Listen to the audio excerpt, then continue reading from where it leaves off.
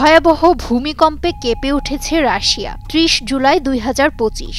গভীর রাত পেরিয়ে রাশিয়ার কামচাটকা উপদ্বীপের আকাশে আলো ফোটার অপেক্ষা। সময় তখন ভোর ৩টা ৪৬।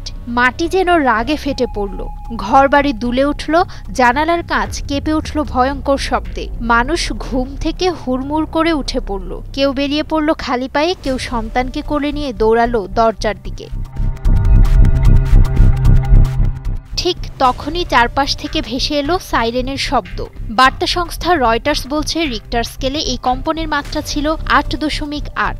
এত শক্তিশালী যে ১৯৫২ সালের পর এমন কম্পন আর দেখা যায়নি এই এলাকায়।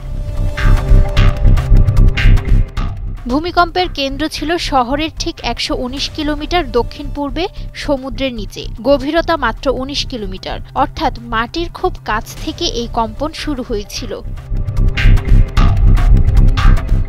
ভূমিকম্প থেমে যাওয়ার কিছুক্ষণের মধ্যেই ৩ থেকে ৪ মিটার উচ্চতার সুনামি উপকূলভাগে আছড়ে পড়ল।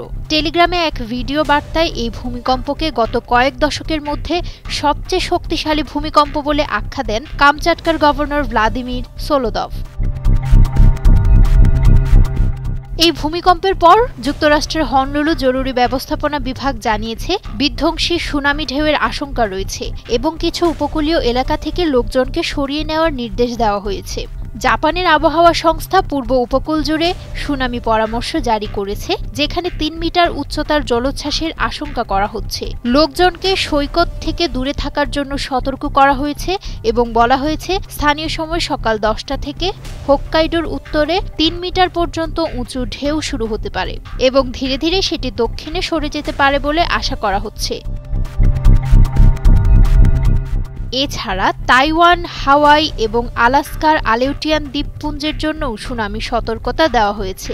মার্কিন পশ্চিম উপকূলের বহু অংশেও সতর্কতা জারি রয়েছে। নুসরাত শোভা, সময়ের আলো।